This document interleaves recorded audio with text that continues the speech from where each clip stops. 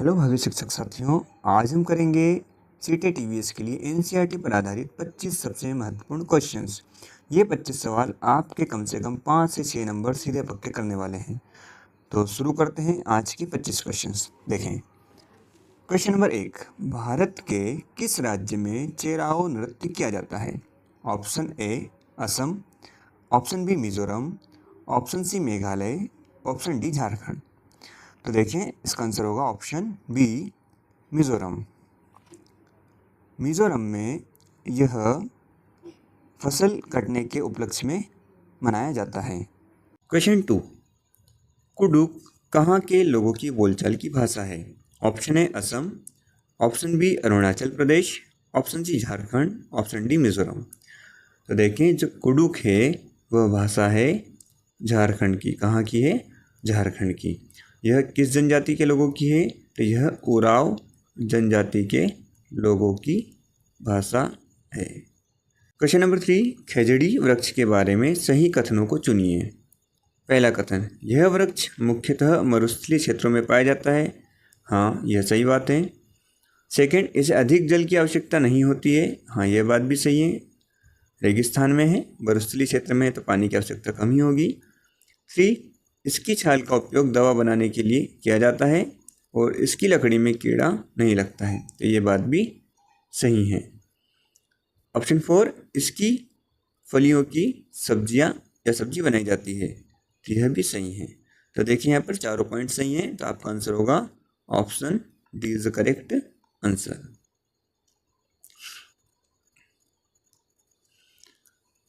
Question number 4, नीचे दिए गए पक्षियों में से कौन सा अपनी गर्दन को काफ़ी पीछे तक झटके से नहीं, ध्यान से सुनिएगा, झटके से नहीं बल्कि लगभग 270 से 360 डिग्री तक घुमा सकता है?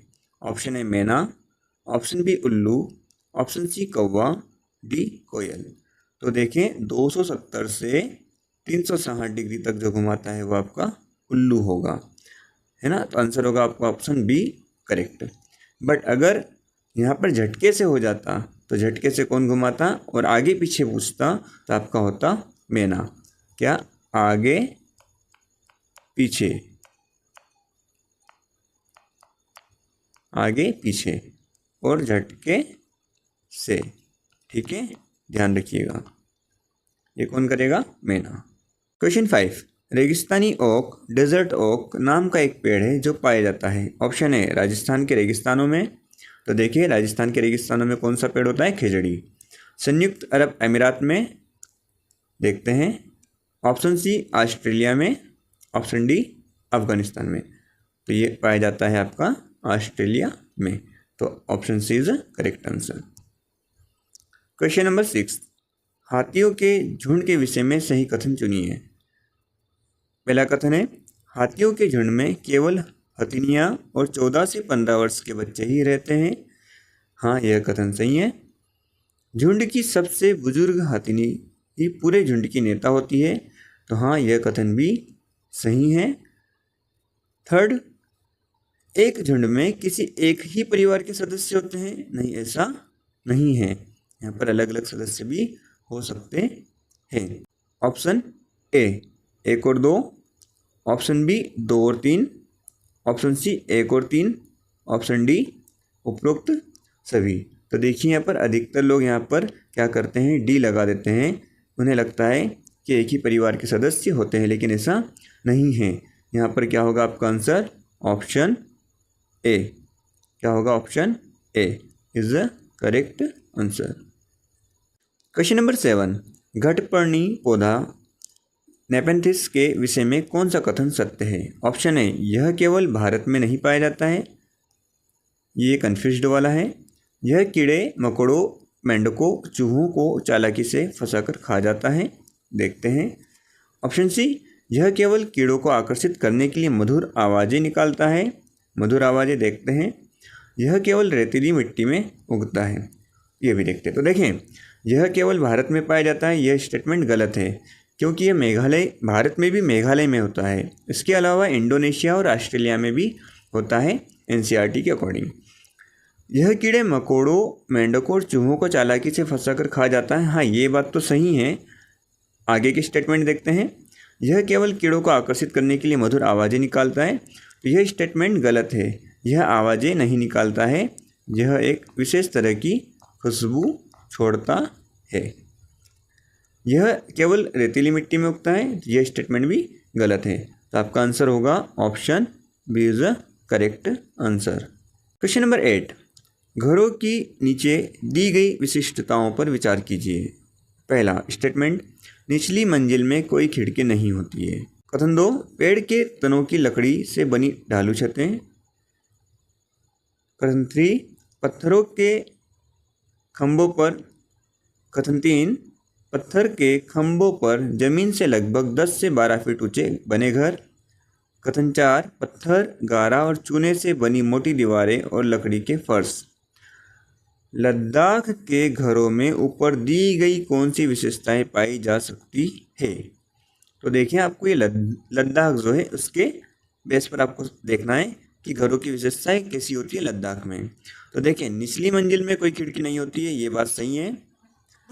पेड़ के तनों की लकड़ी से बनी ढालू छतें, यह आपका असम वाले या फिर आपका जम्मू कश्मीर, जहाँ पर काफ़ी बारिश होती है और बर्फ़ गिरती है, वहाँ पर होती है ढालू छतें।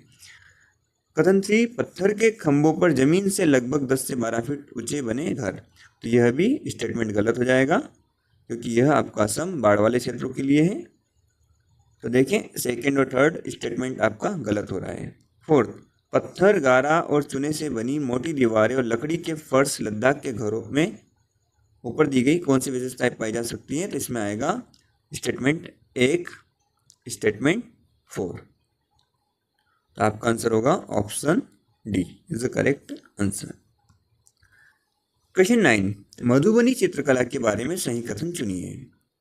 पहला कथन, इन चित्रों को बनाने में नील, हल्दी, फूलों और पेड़ों के रंग आदि का इस्तेमाल किया जाता है। तो हाँ, यह कथन सही है।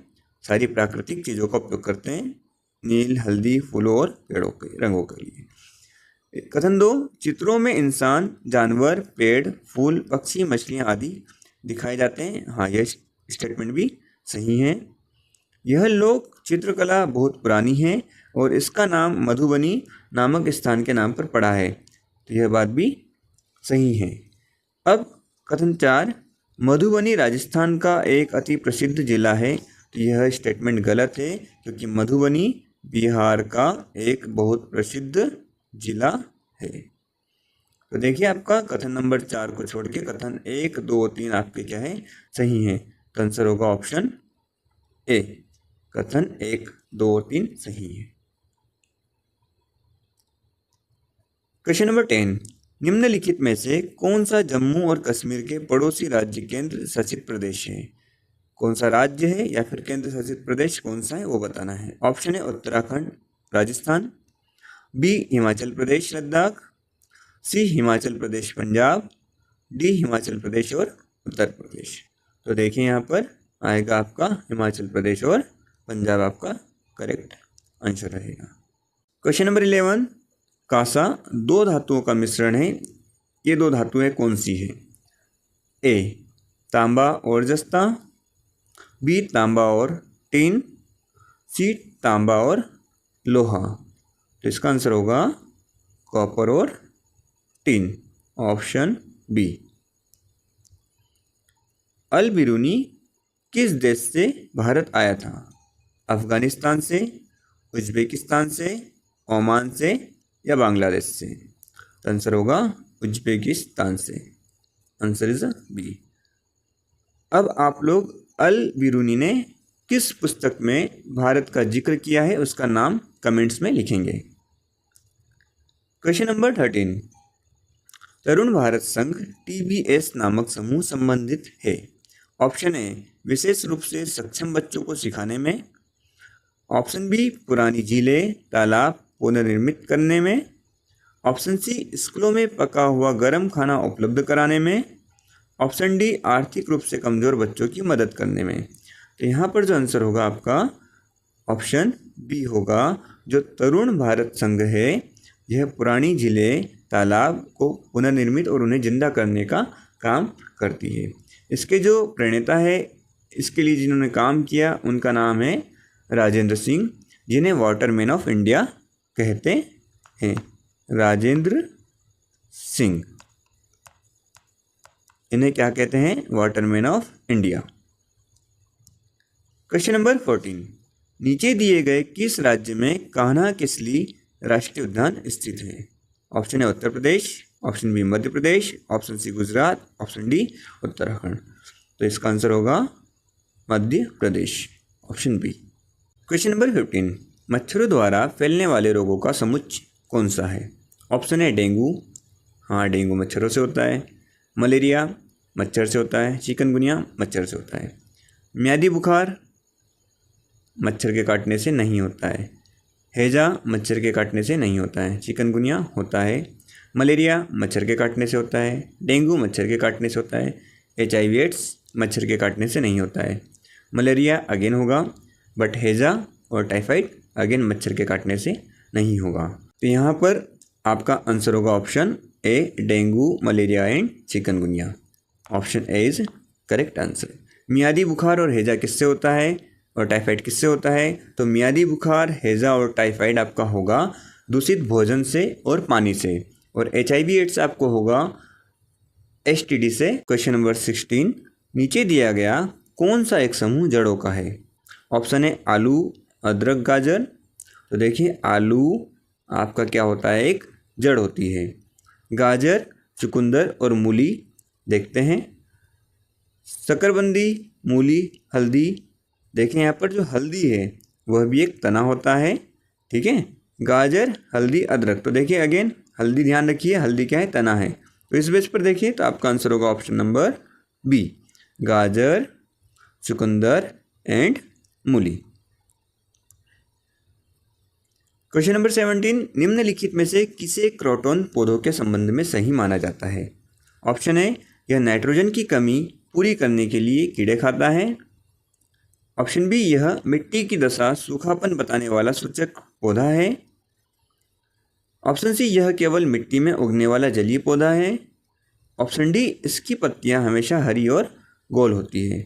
तो देखिए जो क्रोटन है वह मिट्टी की दशा और उसका सूखापन बताने वाला एक इंडिकेटर पौधा है, ठीक है। नाइट्रोजन की कमी वाला जो है वो आपका घटपर्णी पौधा है।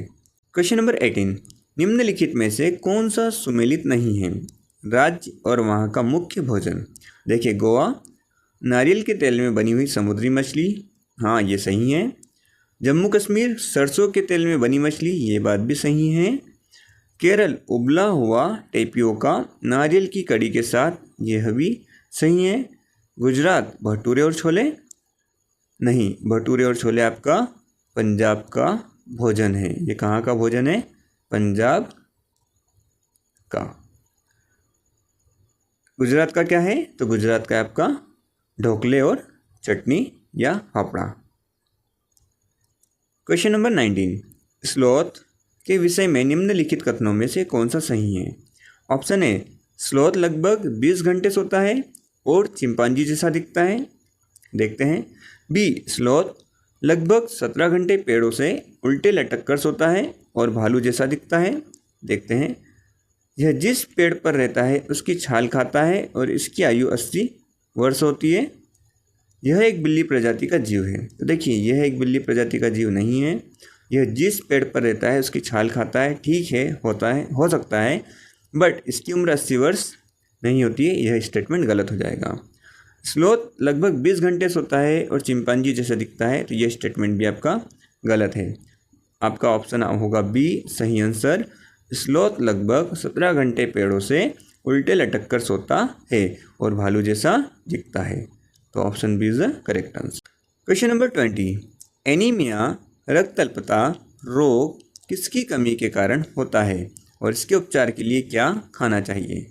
ऑप्शन ए, आयरन की कमी, और इसे दूर करने के लिए आंवला, हरी पत्तेदार सब्जियां और गुड़ खाना चाहिए। ऑप्शन बी, कैल्शियम की कमी, दूध और अंडा खाकर दूर करना चाहिए। ऑप्शन सी, विटामिन सी की कमी, नींबू और संतरे से इसकी कमी दूर करना चाहिए। आयोडीन की कमी या आयोडीन नमक खाकर इसकी कमी दूर करना चाहिए। तो देखिए यहाँ पर 20 का आंसर क्या होगा? लोहा या आयरन की कमी जिसे आंवला और हरी पत्तेदार सब्जियां खाकर क्या होगी, दूर की जाएगी। तो इसका आंसर होगा ऑप्शन ए। रोनाल्ड रॉस को 1902 में चिकित्सा के क्षेत्र में नोबेल पुरस्कार किस शोध के लिए मिला था?